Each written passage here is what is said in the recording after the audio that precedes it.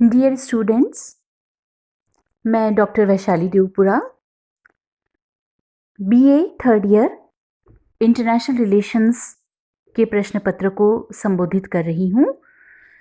इससे पूर्व के लेक्चर में बच्चों हमने बात खत्म करी थी उस स्थान पर जहाँ पर चर्चा की थी कि चीन की जो विदेश नीति है उसका एक प्रमुख विशेषता आक्रामकता रही है और किस तरह से हमने पढ़ा था कि चाइना की जो फॉरेन पॉलिसी है वो बदलाव के मार्ग पर है।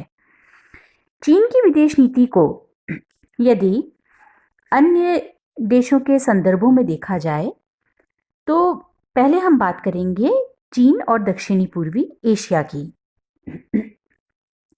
दक्षिण पूर्वी एशिया हमेशा से चीन की रुचि का प्रमुख केंद्र रहा है।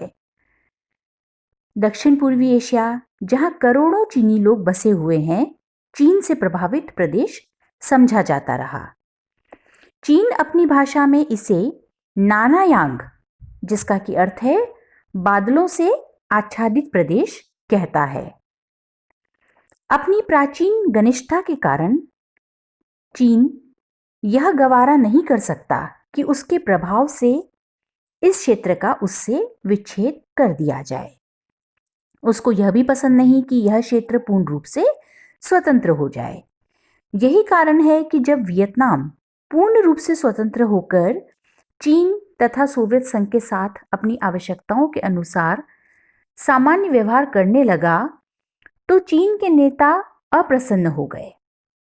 उन्हें आशा थी कि स्वतंत्र होने पर वियतनाम अपने निकटवर्ती देश के और करीब हो जाएगा और सोवियत संघ के विरोध में जो संघर्ष है उसमें उसकी सहायता करेगा, लेकिन ऐसा नहीं हुआ। 1965 तक चीन के इंडोनेशिया से संबंध इतने अच्छे थे कि पीकिंग, जकार्ता, पिंडी धुरी की चर्चा की जाती थी, परंतु बाद में दक्षिण पूर्वी एशिया के 5 गैर साम्यवादी देश इंडोनेशिया, मलेशिया, फिलीपींस, सिंगापुर और थाईलैंड चीन से भयभीत रहने लगे और उसके प्रभाव को बढ़ने से रोकना चाहते थे। दक्षिणी पूर्वी एशिया के गैर साम्यवादी आसियान देशों से चीन के संबंध मधुर नहीं थे। 1975 के बाद इस क्षेत्र में साम्यवादी देशों से उनके संबंध बिगड़ने लगे। 1979 में चाइना ने वियतनाम पर आक्रमण कर दिया, लेकिन वियतनाम इससे डरा नहीं और चीन को एक तरफा युद्ध विराम की घोषणा करनी पड़ी। अब हम बात करेंगे चीन और संयुक्त राज्य अमेरिका के संदर्भ में। चीन में साम्यवादी क्रांति की सफलता अमेरिकी राजनयिक की पराजय थी। चीन में साम्यवादी क्रांति के बाद अमेरिका ने चीन के बहिष्कार की नीति अपनाई। चीन ने से अमेरिकी राजदूत को बुला लिया गया और चीन को मान्यता देने से इनकार किया। अमेरिका फार्मोसा स्थित चियांग काई शेक की सरकार को चीन की वास्तविक सरकार मानता रहा। फार्मोसा की सुरक्षा के लिए ताइवान जलडमरू मध्य में अमेरिका ने अमेरिकी सप्तम बेड़े को तैनात किया। 1954 में अमेरिका ने ताइवान से एक सुरक्षा संधि भी की और ताइवान में अमेरिकी सैनिक अड्डे भी स्थापित किए। ताइवान ही अमेरिका और चाइना के जो संबंध थे, परस्पर संबंध, उनमें तनाव का कारण रहा है। 1950 में जब कोरिया का युद्ध हुआ तब चीन और अमेरिका के संबंधों में उग्रता दिखाई देती है। 1968 में चीन की ओर से प्रस्ताव रखा गया कि वह संयुक्त राज्य अमेरिका से विभिन्न विषयों पर प्रत्यक्ष वार्ता के लिए तैयार है, लेकिन अमेरिकी सरकार इस बात का आश्वासन दे कि वह ताइवान से अपनी सेनाएं हटाकर सैनिक अड्डों को समाप्त कर देगी। चीन और अमेरिका के बीच राजदूत स्तर पर कई गुप्त बैठकें हुई थी। निक्सन प्रशासन के समय चीन और अमेरिका के मध्य देतांत की शुरुआत हुई, मतलब तनाव में कमी आई, जिसका मूल कारण अमेरिका बातचीत द्वारा वियतनाम युद्ध से बाहर निकलना चाहता था। यही था। निक्सन प्रशासन के समय अमेरिका ने चीन के बहिष्कार की नीति एवं दो चीन सिद्धांतों का परित्याग कर दिया था। पीकिंग सरकार को चीन की एकमात्र सरकार स्वीकार कर लिया। संयुक्त राष्ट्र संघ में साम्यवादी चीन के प्रवेश के विरोध की नीति का परित्याग करा। ताइवान से अपनी सशस्त्र सेनाओं को वापस बुलाने का आश्वासन दिया। वियतनाम में समझौता वार्ताओं के बाद अमेरिकी सेनाएं हटाने का आश्वासन दिया। इस प्रकार आपस में संबंधों में सुधार हुआ। 1972 में निक्सन ने पीकिंग की यात्रा की और दोनों जो देश हैं उनमें परस्पर जो संबंध थे उनमें सुधार की दिशा में प्रयास हुए। 1981 में विश्व में सोवियत विस्तारवाद को रोकने के लिए दोनों देशों में एक समझौता हुआ। चीनी प्रधानमंत्री झाओ जियांग ने 1984 में 9 दिवसीय यात्रा संपन्न करी। यह उनकी पहली अमेरिका की यात्रा थी। उन्होंने कहा कि चीन अमेरिका के साथ सोवियत संघ के विरुद्ध कोई गठबंधन नहीं करेगा, लेकिन सोवियत संघ की अफगानिस्तान में सेनाओं के प्रश्न पर कंपूचिया में वियतनाम के हस्तक्षेप के संबंध में अमेरिका और चीन का समान दृष्टिकोण है। झाओ ने अमेरिका से अपील की कि वह ताइवान के प्रश्न पर व्यवहारिक रुख को अपनाए। 1984 में रीगन ने चीन की यात्रा की और उन्होंने आपस में उन जो चाइना और अमेरिका है उनके गौरवपूर्ण संबंधों का उल्लेख किया। इस यात्रा का जो उद्देश्य था वह आपसी जो संबंध है उसको बढ़ाना था और चीन में अमेरिकी उत्पादों की खपत को बढ़ाना था। चीन के राष्ट्रपति ली सिएन नियन ने अमेरिका की यात्रा की 85 में। यह किसी चीनी राष्ट्रपति की पहली अमेरिकी यात्रा थी। उनका बहुत स्वागत हुआ और अमेरिका के जो कैपिटलिस्ट हैं वो चाइना के जो मार्केट्स हैं उनमें उनका बहुत इंटरेस्ट है, क्योंकि चाइना के विशाल बाजार हैं और चीन को भी अमेरिकी पूंजी निवेश की आवश्यकता है। रीगन और चीनी राष्ट्रपति के बीच राजनीतिक प्रश्नों पर मतभेद बना रहा, लेकिन दोनों देश आर्थिक व सांस्कृतिक संबंध बढ़ाने को सहमत हुए। 1999 में पेइचिंग में एक समझौते पर हस्ताक्षर हुए जिसके जरिए विश्व व्यापार संगठन में चीन के प्रवेश का मार्ग प्रशस्त हुआ।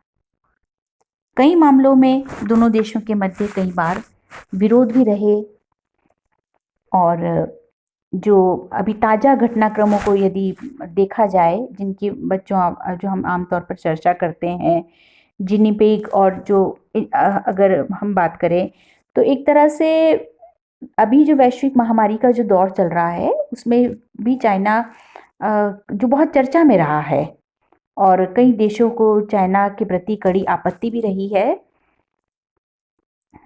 तो चाइना की जो भी एक्टिविटीज़ होती हैं उसमें सभी जो देश हैं, अन्य देश, वो इंटरेस्ट लेते हैं और किस तरह से चाइना ने अपनी इकोनॉमी को ग्रो किया है उसमें इंटरेस्ट रहता है। चीन और भारत की बात की जाए तो चीन भारत की मित्रता का वैसे कभी भी इच्छुक नहीं रहा। चीन के प्रति भारत का दृष्टिकोण प्रारंभ से ही मित्रतापूर्ण रहा है। 1949 में चीन में साम्यवादी क्रांति का भारत ने स्वागत किया। गैर साम्यवादी देशों में सबसे पहले चीन को राजनयिक मान्यता दी।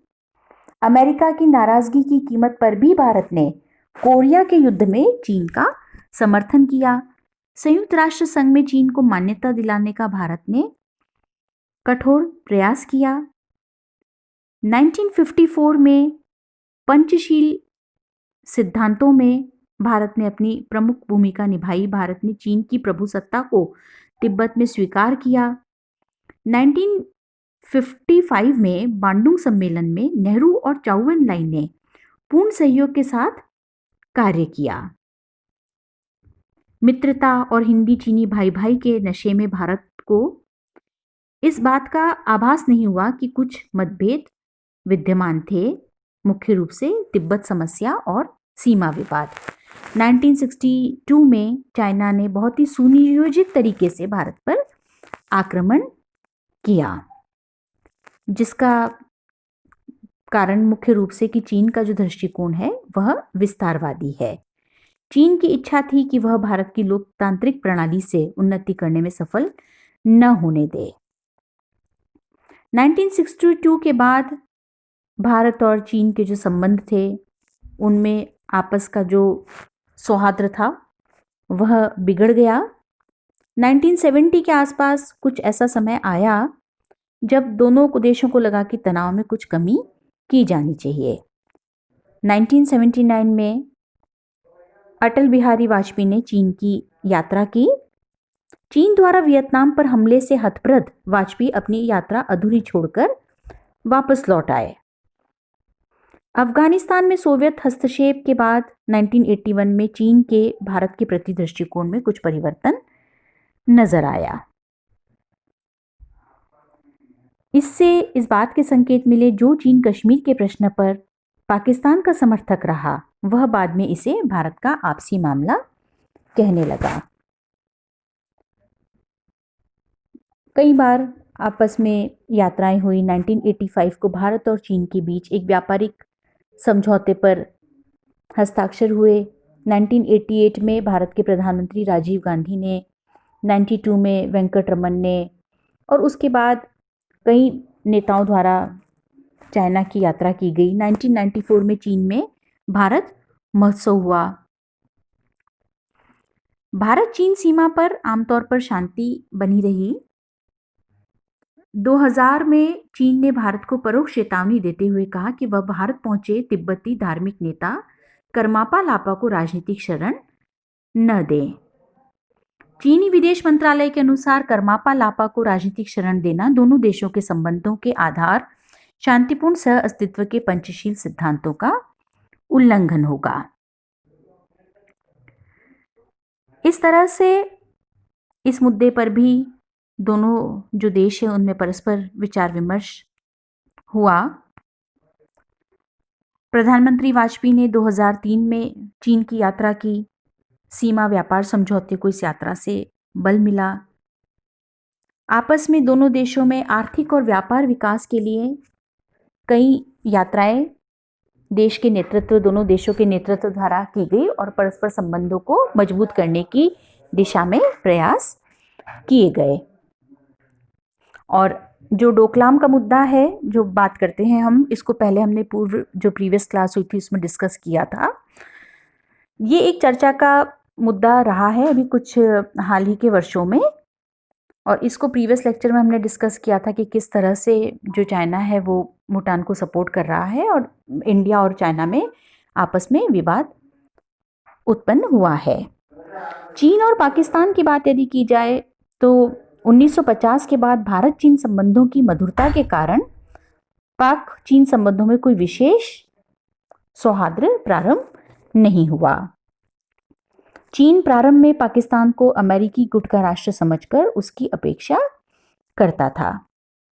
1954 में पाकिस्तान बगदाद पैक्ट और सीटों का सदस्य बन गया तो चीन ने उसकी कटु आलोचना की। 1965 के भारत पाक युद्ध में चीन ने प्रत्यक्ष हस्तक्षेप नहीं किया, तथापि भारत को भयभीत करने के लिए 3 दिवसीय अल्टीमेटम दिया। पाकिस्तान व भारत की सेनाओं के बीच सियाचिन ग्लेशियर पर मुद्दा बना रहा। चीन चाहता था कि पाकिस्तान उस पर कब्जा करके उसे दे।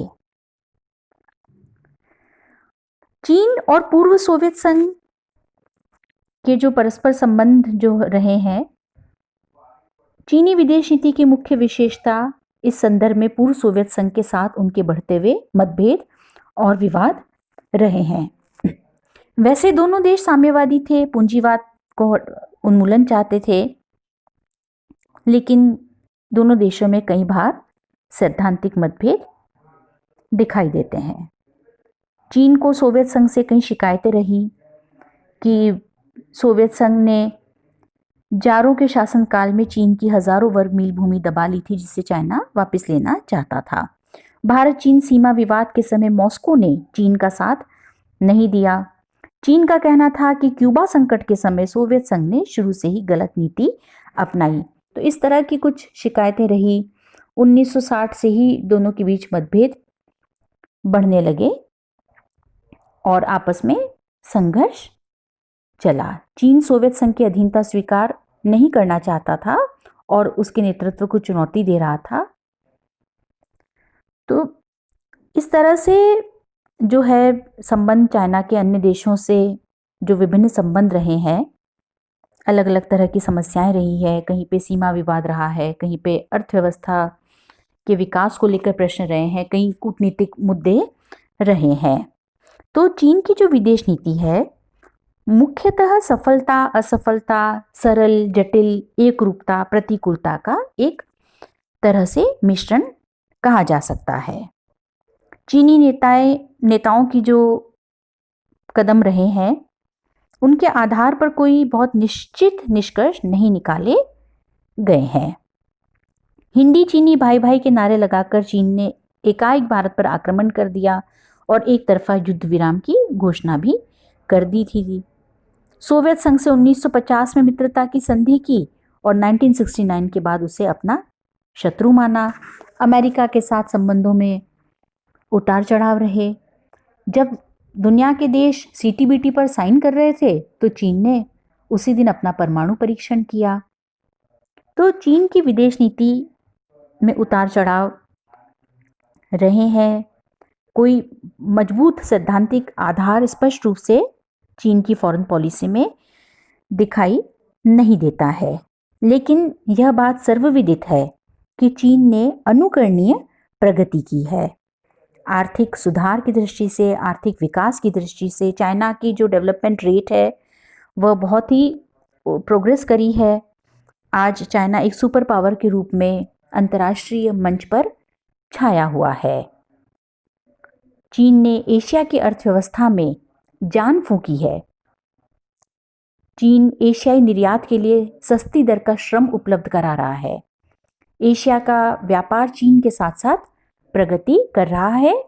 भारत ने भी आपसी व्यापारिक संबंधों में चाइना के साथ सुधार किया है और इस बात में कोई संदेह नहीं कि चीन एक महत्वपूर्ण स्थान रखता है समूचे विश्व में।